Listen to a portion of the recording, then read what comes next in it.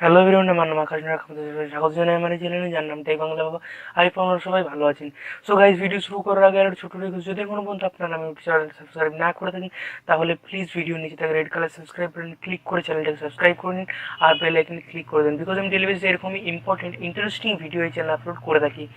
So guys, আজকে আমরা যে টপিকের ব্যাপারে কথা বলতে চলেছি সেটা 2019-এ লঞ্চ হওয়া নিউ লেটেস্ট স্মার্টফোনের মধ্যে একটা। তো 2019-এ এর আগেও লঞ্চ হয়ে গেছে স্যামসাংয়ের তরফ থেকে দুটো অসাধারণ স্মার্টফোন, যেগুলোর নাম হলো M10 এবং M20, যেগুলো স্যামসাংয়ের এম সিরিজের পক্ষ থেকে লঞ্চ করা। সো M10 এবং M20 যেমন ইন্ডিয়ার মধ্যে লঞ্চ হওয়ার সাথে সাথে স্টক টোটালি খালি হয়ে যাচ্ছে, সেরকমভাবেই কিছুদিনের মধ্যে স্যামসাং আবার লঞ্চ করতে চলেছে ইন্ডিয়ার মধ্যে M30টা একটা M20 এবং M10-এর সংমিশ্রণে, মানে দুটোকে মিক্স করে একটা নিউ স্মার্টফোন লঞ্চ করা হচ্ছে, যেটা হচ্ছে M30। এই M30টাও বাজেট স্মার্টফোনের মধ্যেই একটা হবে, যে স্মার্টফোনটা আপনারা হয়তো মার্চ মাসের মিডিল করে দেখতে পাবেন ইন্ডিয়ার মধ্যে। আমরা এই স্মার্টফোনটার ব্যাপারে কথা বলবো, এর যে স্পেসিফিকেশান, এর যে প্রাইস, এর যে রিলিজ ডেট, সেই সব ব্যাপারে আজকে আমরা কথা বলবো। সো গাইস, ভিডিওটা দেখতে থাকুন, আই হোপ আপনাদের ভিডিওটা ভালো লাগবে। এই 2019-এ লঞ্চ হওয়া নিউ লেটেস্ট স্মার্টফোনগুলোর মধ্যে যেমন M10 এবং M20 রয়েছে, তেমনই মার্চ মাসের মিডিল করে লঞ্চ হতে চলেছে M30। M30টা হতে চলেছে খুবই দারুণ একটা স্মার্টফোন, যেগুলো M10 এবং M20-র মধ্যে আমরা সাধারণত দেখতে পাইনি, অথচ আশা করেছিলাম।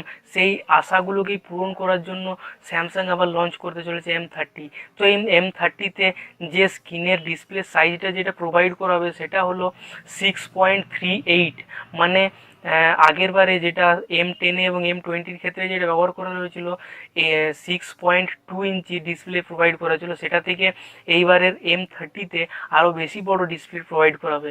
এবং এটা এই স্মার্টফোনটার লুকেও দারুণ লুক একটা প্রোভাইড করা হবে, এতে কোনো সন্দেহ নেই। বিকজ আমরা M10 এবং M20-র মধ্যেও খুব দারুণ একটা লুক দেখেছিলাম, তেমনই M30-র মধ্যেও ড্রপ নচ ডিসপ্লে দেখতে পাবো। এছাড়া বেজেললেস ডিসপ্লেও প্রোভাইড করা হবে M30-র মধ্যে। এছাড়া আমরা যদি এর বডির ব্যাপারে দেখতে যাই তাহলে বলা যাচ্ছে যে স্যামসাং M30-তে অ্যালুমিনিয়ামের বডি প্রোভাইড করা হবে, যা দেখতে খুবই খুবই স্লিম টাইপের একটা লুক প্রোভাইড করা হবে।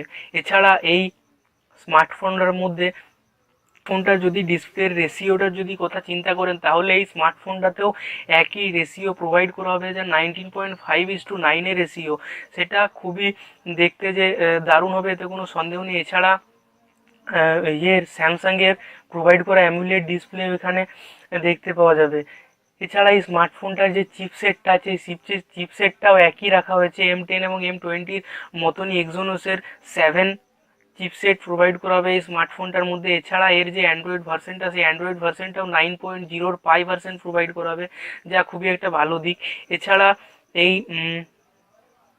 স্মার্টফোনটার মধ্যে M10 এবং M20-র যে অন্যান্য স্পেসিফিকেশানগুলো প্রোভাইড করা হয়েছিল, সেই M20 এবং M10-এর স্পেসিফিকেশানগুলো এটার মধ্যেও দেখতে পাওয়া যাবে, এতে কোনো সন্দেহ নেই। এবার যদি আমরা চলে আসি এই স্মার্টফোনটার ক্যামেরার দিকে, তাহলে এই স্মার্টফোনটার ফ্রন্ট ক্যামেরার উপর বেশি ফোকাস দেওয়া হয়েছে, বিকজ আমরা ফ্রন্টে দেখতে পাবো ব্যাকের থেকে বেশি পাওয়ারফুল একটা ক্যামেরা। এই স্মার্টফোনটার ফ্রন্ট ক্যামেরাটা যেটা দেওয়া হবে সেটা হলো 18 এমপির ফ্রন্ট ক্যামেরা, যা স্যামসাংয়ের মধ্যে এখনও পর্যন্ত 18 এমপির ফ্রন্ট ক্যামেরা কোনো স্মার্টফোনের মধ্যে প্রোভাইড করা হয়নি।